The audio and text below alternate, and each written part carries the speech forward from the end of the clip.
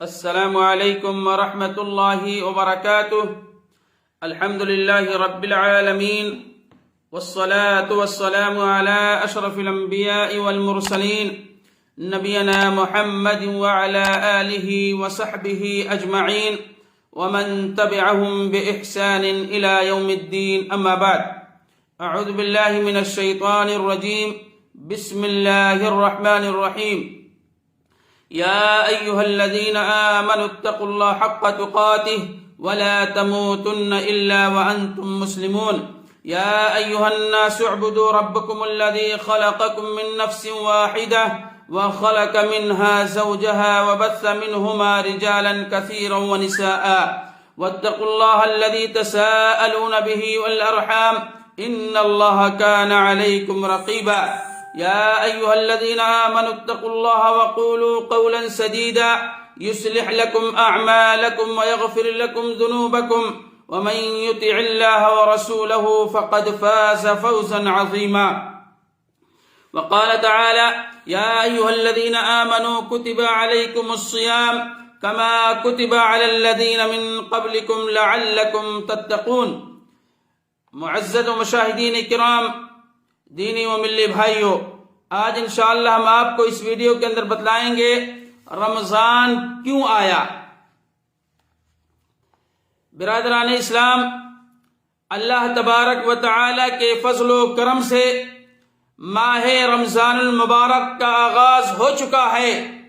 اس لیے ہم سب کو اللہ تبارک و تعالی کا شکر ادا کرنا چاہیے.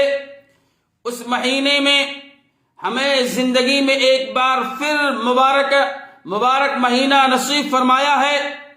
ایک ایسا مہینہ جس میں اللہ تبارک و تعالی جنت کے دروازے کھول دیتا ہے، جہنم کے دروازے کو بند کر دیتا ہے اور شیطانوں کو جکڑ دیتا ہے.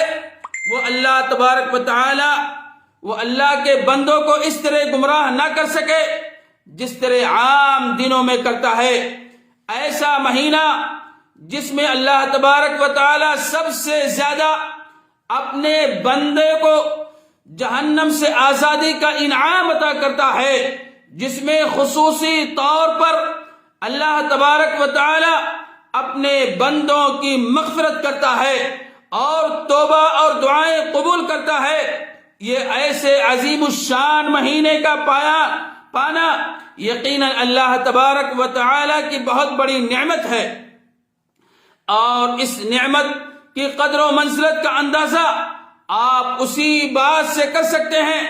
سلف صالحین رحمہ اللہ 6 ماہ تک یہ دعا کرتے تھے کہ اے اللہ تبارک و تعالی ہمیں رمضان المبارک کا مہینہ نصیب فرما.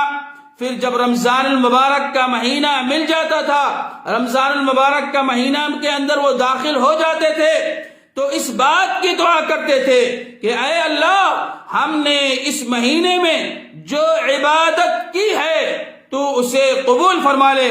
کیونکہ وہ جانتے تھے کہ اس بات کو جانتے تھے کہ یہ مہینہ کس قدر اہم ہے، یہ مہینہ قدر و منزلت والا ہے، یہ مہینہ اتنی زیادہ اہمیت کو حامل ہے، کسی اور مہینے کو حاصل نہیں ہے.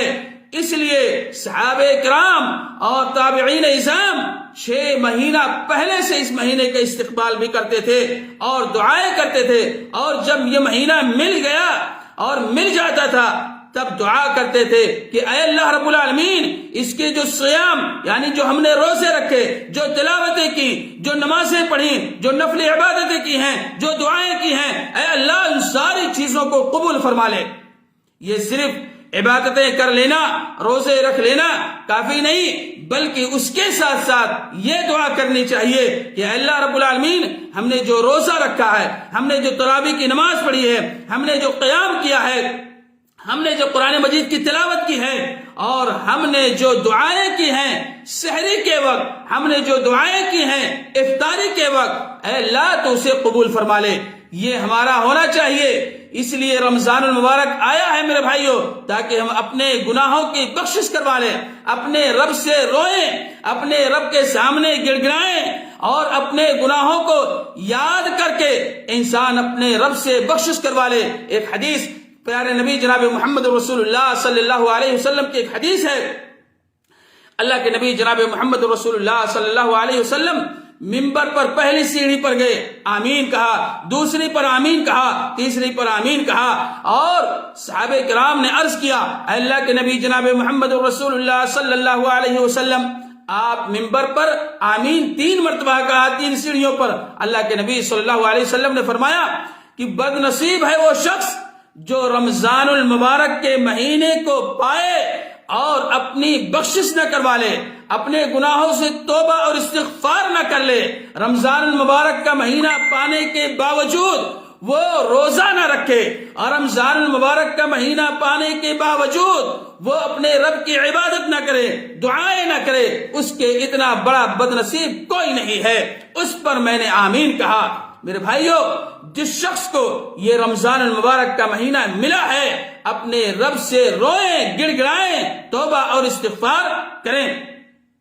حضرت طلحہ بن عبید اللہ رضی اللہ تعالیٰ بیان کرتے ہیں کہ 2 آدمی نبی کریم صلی اللہ علیہ وسلم کی خدمت میں حاضر ہوئے، اور دونوں نے بیک وقت اسلام قبول کیا، یعنی دونوں آئے نبی علیہ الصلوۃ والسلام کے پاس اور دونوں نے ایک ہی وقت میں اسلام قبول کیا۔ ایک آدمی زیادہ عبادت کرتا تھا اور وہ اللہ کی راہ میں شہید بھی ہو گیا، ایک آدمی اللہ کی عبادت بھی کرتا تھا بہت زیادہ اور اللہ کے راستے میں شہید بھی ہو گیا، جبکہ دوسرا آدمی جو پہلے آدمی کے نسبت کم عبادت گزار تھا، اس کی شہادت کے 1 سال کے بعد فوت ہوئی۔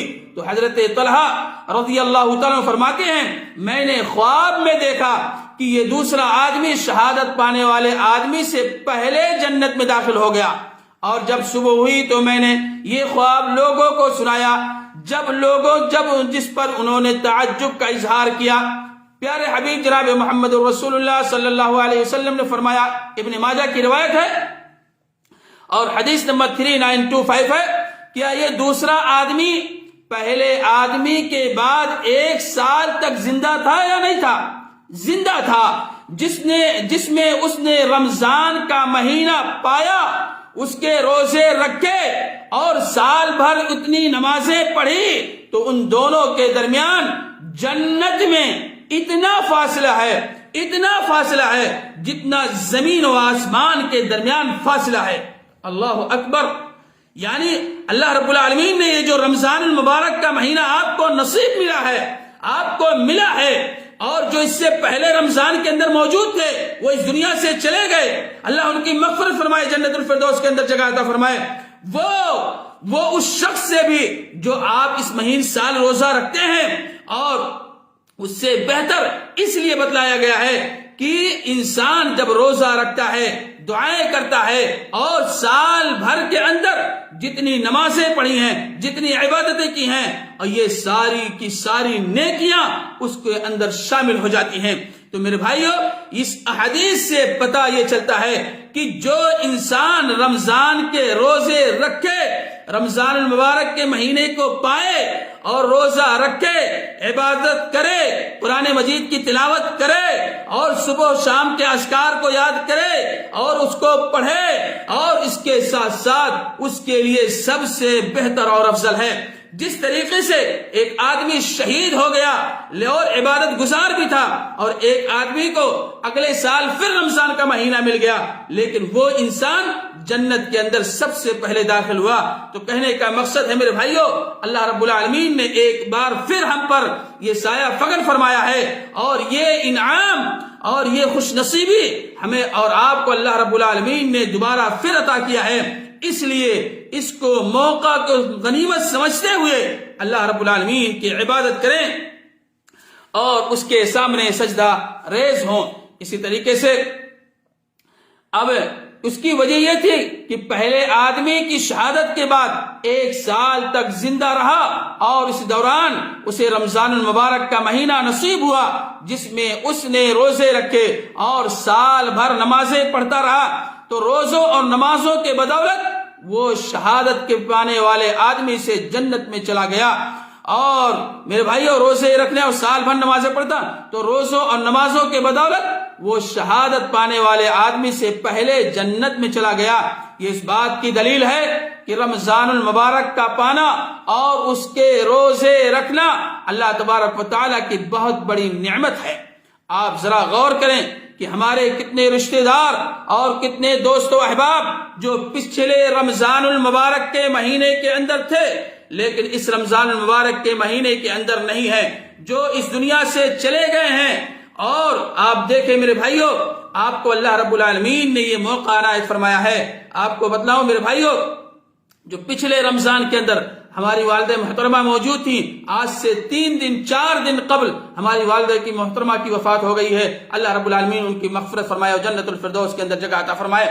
کہنے کا مقصد یہ ہے کہ آپ دیکھیں اعز اقارب، دوست و احباب، کنبے قبیلے، گاؤں کے لوگ جو پچھلے رمضان میں تھے آج اس سال نہیں موجود ہیں، وہ اس دنیا سے چلے گئے ہیں۔ اللہ رب العالمین نے آپ کو یہ موقع عنایت فرمایا ہے روزہ رکھنے کا، عبادت کرنے کا، قرآن کی تلاوت کرنے کا اور عبادتیں کرنے کا اور اس کے علاوہ تراویح کی نماز پڑھنے کا۔ یہ سارا موقع اللہ رب العالمین نے آپ کو دیا ہے، اس لیے اس کو غنیمت سمجھتے ہوئے اللہ کی عبادت، اللہ کی ریاضت، یہ ساری چیزیں کیجئے تاکہ اللہ رب العالمین آپ کے گناہوں کو بخش دے۔ اللہ کے نبی جناب محمد رسول اللہ صلی اللہ علیہ وسلم کی حدیث ہے، من صام رمضان ایمانا واحتسابا غفر له ما تقدم من ذنبه، جس شخص نے رمضان المبارک کے روزے رکھے ایمان کی حالت میں ثواب کی نیت سے، غفر له ما تقدم من ذنبه، اللہ تبارک تعالیٰ اس کے پچھلے سارے گناہ معاف فرما دیتا ہے۔ اللہ اکبر۔ اگر ہم اور آپ روزہ رکھتے ہیں اللہ کو راضی کرنے کے لیے، اللہ کی رضامندی کے لیے، اللہ کی خوشنودی کے لیے، تو میرے بھائیوں یہ ہمارا روزہ انشاءاللہ کیا ہوگا؟ قابل قبول ہوگا۔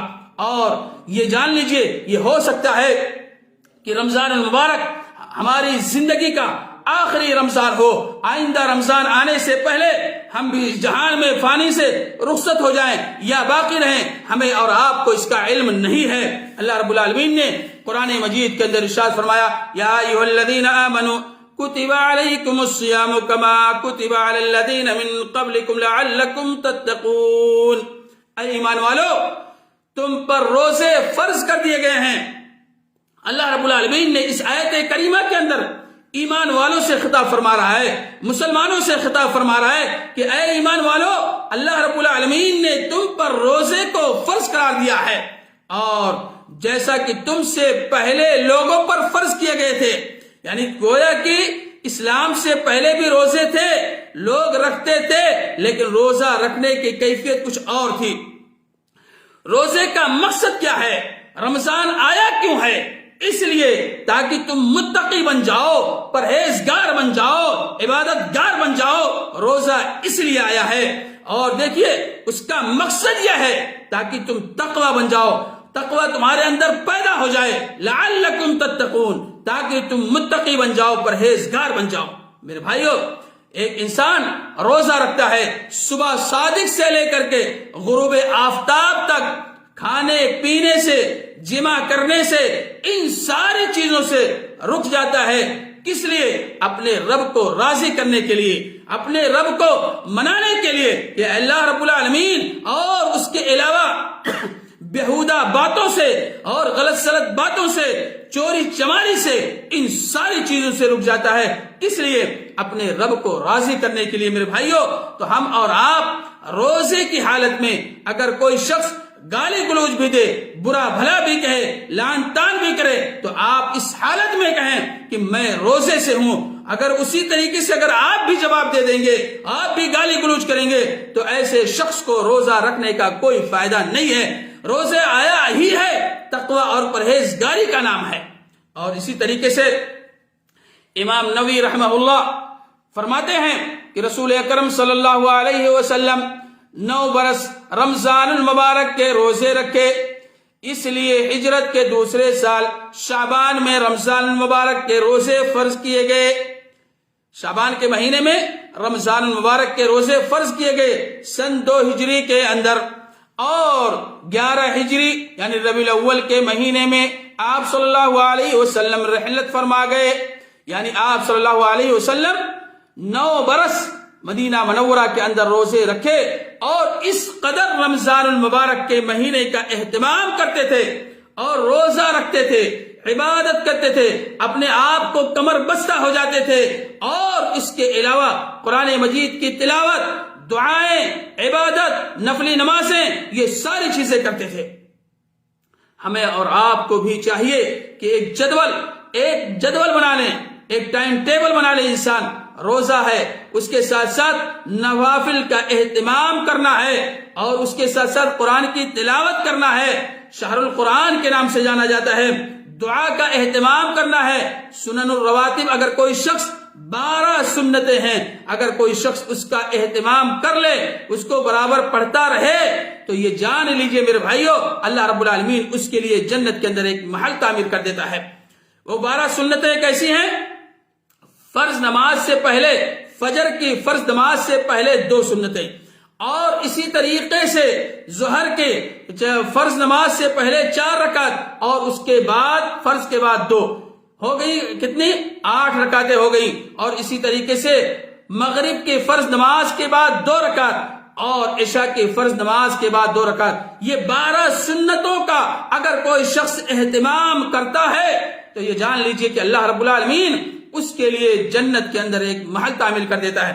اسی طریقے سے ایک جدول میں وہ بھی بنائیں کہ افطاری کے وقت دعا کریں، اور افطاری لگا کر کے بیٹھ جائیے، اپنے رب سے مناجات کیجئے، توبہ اور استغفار، یہ ساری چیزیں کیجئے، اور سحری کے وقت بھی ہم اور سارے لوگ دعا کریں۔ اللہ رب العالمین نے قرآن مجید کے اندر ارشاد بھی فرمایا، وَبِالْأَسْحَارِ هُمْ يَسْتَغْفِرُونَ، وقت بسحر کیا کرو تم اپنے رب سے استغفار کرتے رہو۔ اسی طریقے سے لفظ سیام، روزہ اس کا معنی ہے رک جانا، اور اس کا مفہوم وسیع تر ہے، یعنی کھانے پینے، غلط بولنے، جھوٹ، لغو اور جمع وغیرہ سے رک جانا، جیسے احادیث صحیحہ سے واضح ہے۔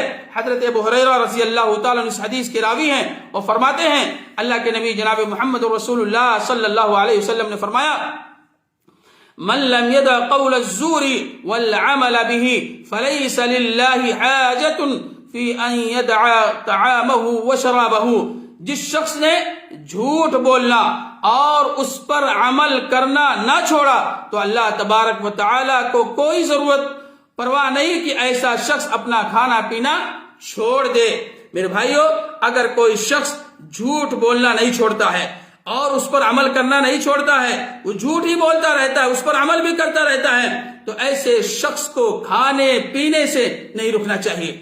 روزہ نام ہی ہے اس چیز کا کہ تقوی ہو، پرہیزگاری ہو، اور اس کے علاوہ گالی گلوچ، برا بھلا، لعن طعن، ان ساری چیزوں سے رک جانا۔ جھوٹ بولنا رمضان ہو یا غیر رمضان بھی ہو، ہمیں اور آپ کو ہر حالت میں کبھی بھی نہیں بولنا چاہیے۔ لیکن میرے بھائیو، جو کوئی شخص اگر آپ سے جھگڑا بھی کرے، گالی گلوچ بھی دے، برا بھلا بھی کہے، تو آپ اس سے کہیں انا صائم، میں روزے سے ہوں، تب تو تمہیں کامیابی اور کامرانی ملے گی، ورنہ تم اسی کے مثل اگر بن جاؤ گے۔ اگر کوئی شخص آپ کو گالی دے رہا ہے، برا بھلا کہہ رہا ہے، تو آپ بھی اگر گالی گلوچ اور برا بھلا کہتے ہو تو کوئی فائدہ نہیں ہے۔ اسی طرح ایک دوسری روایت کے اندر آتا ہے، اللہ کے نبی جناب محمد رسول اللہ صلی اللہ علیہ وسلم نے فرمایا، لیس الصیام من الاکل والشرب انما الصیام من اللغو والرفث فإن سالك أحد أو جهل عليك فلتقل إني صائم إني صائم۔ روزہ صرف کھانا پینا چھوڑنے کا نام نہیں ہے، بلکہ روزہ تو لغو، ہر بے فائدہ اور بیہودہ کام، اور رفث جیسے جنسی خواہشات جیسی حرکات اور کلام سے بچنے کا نام ہے۔ لہذا اگر کوئی تمہیں دوران روزہ گالی دے یا جہالت کی باتیں کرے تو اسے کہہ دو کہ میں روزہ دار ہوں اور میں روزے سے ہوں۔ تو اس حدیث سے پتہ یہ چلتا ہے میرے بھائیوں کہ ہمیں اور آپ کو روزہ کے ساتھ ساتھ انسان گالی گلوچ، برا بھلا، ان ساری چیزوں سے باز آ جائے۔ اگر کوئی شخص آپ کو کہے بھی تو اس سے کیا کہیں کہ میں روزے سے ہوں۔ اسی طریقے سے روزہ رکھنا تمام انبیاء علیہ السلام کی سنت ہے، ان پر بھی روزے فرض تھے، مگر ہر ایک کے لیے تعین ایام میں فرق ہے۔ پہل نبی کریم صلی اللہ علیہ وسلم یوم عاشوراء اور ہر ماہ 3 روزوں کو رکھا کرتے تھے اور وہ فرض سمجھے جاتے تھے، لیکن پھر اس کے نسخ قرآن مجید نے اس آیت مبارکہ سے کر دیا کہ اب صرف رمضان المبارک کے مہینے کے روزے رکھنا ہی فرض ہے۔ اس کے علاوہ اگر کوئی شخص روزہ رکھتا ہے، جیسے ایام 20 کے ہیں، عاشورہ کے روزے ہیں، محرم کے روزے ہیں، تو کوئی حرج کی بات نہیں ہے، لیکن اللہ رب العالمین نے رمضان المبارک کے روزے کو فرض قرار دیا ہے اور یہ اسلام کا چوتھا رکن بھی ہے۔ اور اسی طریقے سے فرضیت روزہ کے بعد اللہ تبارک و تعالی نے اس کا اصل مقصد بیان بھی فرما دیا۔ یہ فرض کیوں کیا گیا ہے روزہ، رمضان المبارک کے روزے کو فرض کیوں کیا گیا؟ اور وہ یہ ہے کہ تقوی اختیار اور تقوی یقیناً ہر طرح کی لغویات، جہالت اور گناہ ترک کر دینے سے انسان میں تقوی پیدا ہو جاتا ہے۔ جیسا کہ شاعر کہتا ہے، خل الذنوب صغیرها وکبیرها ذات التقی، ہر چھوٹے اور بڑے گناہ کو چھوڑ دینے کا نام تقوی ہے۔ ہر چھوٹے بڑے گناہ، چاہے وہ چھوٹا گناہ ہو یا بڑا گناہ ہو، ہر ایک کو چھوڑ دینا۔ ہم اور آپ یہ سوچتے ہیں میرے بھائیوں کہ یہ چھوٹی سی چیز ہے، اس کو کر لینے سے کوئی نقصان نہیں ہونے والا ہے۔ ایسا نہیں میرے بھائیوں، چاہے وہ چھوٹا گناہ ہو یا بڑا گناہ ہو، ہر ایک چیز کو چھوڑ دینا، یہی کیا ہے؟ تقوی ہے۔ شریعت اسلامیہ کے تمام امور کو ادا کرنے کا حکم اس لیے دیا گیا ہے کہ تاکہ ہمارے دلوں میں اللہ تبارک و تعالی کا ڈر اور پرہیزگاری اور گناہوں سے نفرت اور نیکیوں سے محبت اور تقوی پیدا ہو جائے، اور ایسی ہی صفات کے مالک لوگ جنتوں کے وارث ہوں گے۔ اللہ رب العالمین نے قرآن مجید کے اندر سورہ نبا کے اندر ارشاد فرمایا، ان للمتقین مفازا حدائق واعنابا وكواعب اترابا وكاسا دهاقا لا يسمعون فيها لغوا ولا كذابا جزاء من ربك عطاء حسابا۔ یقیناً پرہیزگار لوگوں کے لیے کامیابی ہے، جو لوگ پرہیزگار ہیں، عبادت گار ہیں، ان کے لیے کامیابی اور کامرانی ہے۔ دنیا کے اندر بھی کامیابی ہے اور آخرت کے اندر بھی کامیابی اور کامرانی ہے۔ باغات ہیں، انگور ہیں اور نوجوان کنواری ہم عمر عورتیں ہیں اور جھلکتے ہوئے جام شراب ہیں۔ وہاں نہ تو بیہودہ باتیں سنیں گے اور نہ جھوٹی باتیں سنیں گے، ان کو تیرے رب کے طرف سے ان کے نیک اعمال کا یہ بدلہ ملے گا جو کافی انعام ہوگا۔ یعنی میرے بھائیو، جو لوگ جنت کے اندر جائیں گے اور ان کے لیے اللہ رب العالمین ان ساری چیزوں کو تیار کر کے رکھا ہے۔ آپ کو بتاؤں کہ یہ رمضان المبارک کا مہینہ جو آج ہے، پہلا روزہ ہے ہم لوگوں کا، اور ملک ہندوستان اور دوسری جگہوں پر انشاءاللہ جو کل روزہ ہوگا، وہ یہ روزہ آیا ہے اور روزے کا بدلہ اللہ رب العالمین اپنے ہاتھوں سے دیتا ہے۔ اللہ کے نبی جناب محمد رسول اللہ صلی اللہ علیہ وسلم نے فرمایا، الصوم لی وانا اجزی بہ، روزہ میرے لیے ہے اور روزے کا بدلہ میں دوں گا۔ اللہ رب العالمین اپنے بندے سے خوش ہو کر کے کتنا اجر و ثواب دے دے، ہمیں اور آپ کو اس کا علم نہیں ہے میرے بھائیوں۔ یضاعف له الحسنات، اور اللہ رب العالمین اس کی نیکیوں کے اندر بھی اضافہ فرما دیتا ہے، 1 سے لے کر کے 10 اور 10 سے لے کر کے 700 نیکیاں، اس سے بھی زیادہ۔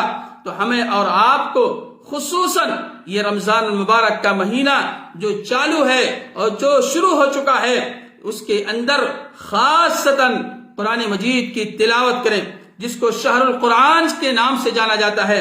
یہ وہی مہینہ ہے جس مہینے کے اندر اللہ تبارک و تعالی نے قرآن مجید کا نزول فرمایا ہے۔ یہ وہ مہینہ ہے جس میں اللہ تبارک و تعالی اپنے بہت سارے بندے کو دن اور رات کے اندر جہنم کی آگ سے آزاد کر دیتے ہیں۔ یہ وہ مہینہ ہے جس مہینے کے اندر اللہ تبارک و تعالی جنت کے دروازے کو کھول دیتا ہے. یہ وہ مہینہ ہے جس مہینے کے اندر اللہ تبارک و تعالی سرکش شیاطین کو جکڑ دیتا ہے. یہ وہ مہینہ ہے جس مہینے کے اندر اللہ تبارک و تعالی جہنم کے دروازے کو بند کر دیتا ہے. گویا کہ اس مہینے کی بڑی خصوصیت اور بڑی ہی اہمیت کو حامل ہے، بڑی خصوصیت حاصل ہے. تو میرے بھائیوں، ہم اور آپ اس مہینے کی قدر کریں. اور رمضان المبارک آیا ہی ہے اس لیے تاکہ ہم تقوی اور پرہیزگاری اختیار کریں، تاکہ عبادتیں کریں اور ریاضتیں کریں. اللہ کے نبی جناب محمد رسول اللہ صلی اللہ علیہ وسلم سے دریافت کیا گیا کہ لوگ کثرت سے کس عمل کی وجہ سے جنت میں داخل ہوں گے، کس وجہ سے لوگ جنت کے اندر داخل ہوں گے؟ تو آپ صلی اللہ علیہ وسلم نے فرمایا تقوی اللہ و حسن الخلق. تقوی، اللہ کا ڈر اور اچھے اخلاق کی بنا پر جنت کے اندر لوگ کثرت سے کیا ہوں گے؟ داخل ہوں گے. تو ہمیں اور آپ کو میرے بھائیوں کہ رمضان المبارک کا مہینہ جو آیا ہے، کثرت سے اللہ رب العالمین کی عبادت اور تقوی اور پرہیزگاری اختیار کریں. اللہ رب العالمین سے دعا ہے الہ العالمین ہم تمام مسلمان بھائیوں کو جو رمضان المبارک کا مہینہ ملا ہے، الہ العالمین تو ہمیں روزہ رکھنے اور نماز پڑھنے اور قرآن مجید کی تلاوت کرنے کی توفیق عطا فرما. الہ العالمین ہم میں سے جو لوگ بیمار ہیں تو ان کو شفا یاب فرما دے. الہ العالمین ہم میں سے جو لوگ مقروض ہیں تو ان کے قرض کو تو ادا کرا دے. الہ العالمین تو ہمیں کل قیامت کے دن اپنے عرش کے سائے کی طرح جگہ دے دے. الہ العالمین جو ہم عبادتیں کرتے ہیں رمضان المبارک کے مہینے کے اندر، الہ العالمین تو اسے قبول فرما لے. الہ العالمین تو ہمیں کل قیامت کے دن اپنے عرش کے سائے کی طرح جگہ دے دے. الہ العالمین تو ہمارے قیام کو، سیام کو، تراویح کی نمازوں کو، ان ساری چیزوں کو تو قبول فرما لے. آمین یا رب العالمین. الہ العالمین ہم میں سے جن کے والدین اس دنیا سے جا چکے ہیں، الہ العالمین تو ان کی قبروں کو تو روشنی سے بھر دے اور انہیں جنت الفردوس کے اندر جگہ عطا فرما. الہ العالمین ہم میں سے جن کے والدین زندہ ہیں، الہ العالمین تو ہم میں سے جن کے والدین زندہ ہیں تو ہمیں توفیق دے، ہمیں ہدایت دے کہ ہم اپنے والدین کی زیادہ سے زیادہ خدمت کر کے اپنے آپ کو جنت کا مستحق بنا لیں. ربنا تقبل منا انك انت السميع العليم وتب علينا انك انت التواب الرحيم. السلام عليكم ورحمة الله وبركاته.